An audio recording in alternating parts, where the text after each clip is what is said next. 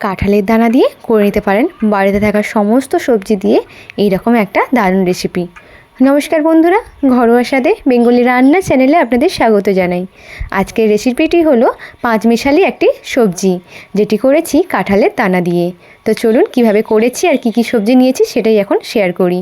এখানে নিয়েছি বরবটি, ঢ্যাঁড়স, চিচিঙ্গে, বেগুন, আলু, ঝিঙে সব রকম নিয়েছি, সঙ্গে নিয়েছি কাঁঠালের দানা। এইভাবে ছোটো ছোটো করে কেটে নিয়েছি।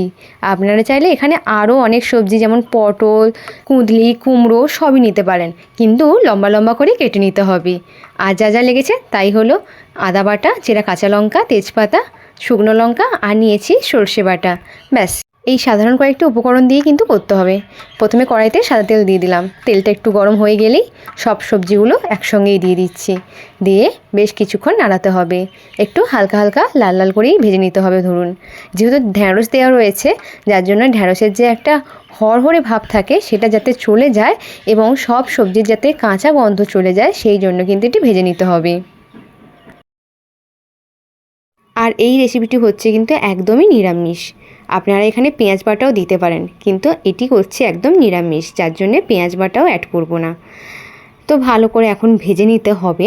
একটু লাল লাল হয়ে গেলেই কিন্তু সামান্য একটু লবণ দিয়ে আর একটু ভালো করে ভেজে নিতে হবে। প্রথমে লবণ দিলে সবজিগুলো থেকে জলও বেরিয়ে আসতে পারে, যেহেতু ঝিঙে দেওয়া আছে সেহেতু, যার জন্যে একটু নাড়ার পরই দিতে হবে লবণ। দেওয়ার পর আরও বেশ কিছুক্ষণ নাড়াতে হবে। নাড়িয়ে দেখুন এখন প্রায় লাল লাল হয়ে গেছে। একটি পাত্রে তুলে নিচ্ছি। তারপর কড়াইতে দিয়ে দিলাম সর্ষের তেল। এখন কিন্তু সাদা তেল দেবো না, এই রান্নাটা করব পুরোপুরি সর্ষের তেলে। তারপরে দিয়ে দিলাম প্রথমে শুকনো লঙ্কা, তারপরে দিলাম তেজপাতা, তারপরে দিলাম পাঁচ ফোড়ন। দেওয়ার পর একটু ভালো করে ভেজে নিতে হবে। লাল লাল হয়ে গেলেই দিয়ে দিলাম আদা বাটা। অল্প পরিমাণেই দিয়েছি। তো আদা বাটা দেওয়ার পর সঙ্গে সঙ্গে একটু হলুদ দিয়ে দিচ্ছি, কারণ আদার সঙ্গে যেহেতু জল থাকে, হলুদ দিলে না ওই জলটা বা তেলটা বলুন ঠিক রয় না, যার জন্যই কিন্তু আগে হলুদটি দিতে হবে। দেওয়ার পর একটু ভালো করে কষিয়ে নিলাম। কষিয়ে নেওয়ার পর দিয়ে দিলাম চেরা কাঁচা লঙ্কা। এটিও দেওয়ার পর ভালো করে একটু নাড়িয়ে চাড়িয়ে নিতে হবে। তারপর এর মধ্যে পরিমাণ মতো স্বাদ অনুযায়ী বলতে পারেন লবণটা দিয়ে দিলাম। এটিও দেওয়ার পর বেশ কিছুটা নাড়িয়ে চাড়িয়ে সামান্য একটু লঙ্কার গুঁড়ো অ্যাড করলাম। আপনারা চাইলে পুরোপুরি কাঁচা লঙ্কা বেটেও করতে পারেন। আমি এখানে কাঁচা লঙ্কা চেরা এবং সামান্য একটু গুঁড়ো লঙ্কাও অ্যাড করেছি। তারপর বেশ করে নাড়িয়ে চাড়িয়ে আগে থেকে যে সবজিটা ভেজে রেখেছিলাম সেটাই এখন দিয়ে দিলাম। দেওয়ার পর এটিও কিন্তু বেশ কিছুক্ষণ নাড়াতে হবে। এই 5 থেকে 7 মিনিট মতো নাড়াতে হবে, যাতে এই মশলার সঙ্গে এই সবজিগুলো মিলেমিশে যায়।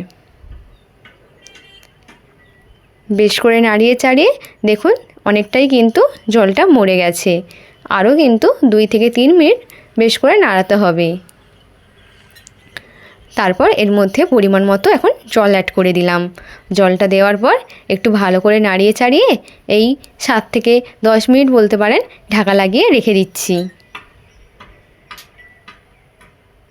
দেখুন এখন প্রায় জলটা অনেকটা মরে গেছে, ঢাকা খুলেই দেখলাম। তারপর একটু বেশ কিছুক্ষণ নাড়িয়ে চাড়িয়ে নিলাম।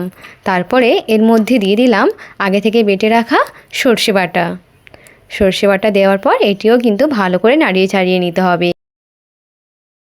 পুরোপুরিভাবে জলটা কিন্তু এখনও মরে যায়নি, জলটাকেই পুরোপুরি একদম মেরে দিতে হবে, যার জন্যে আরও বেশ কিছুক্ষণ কিন্তু নাড়াতে হবে।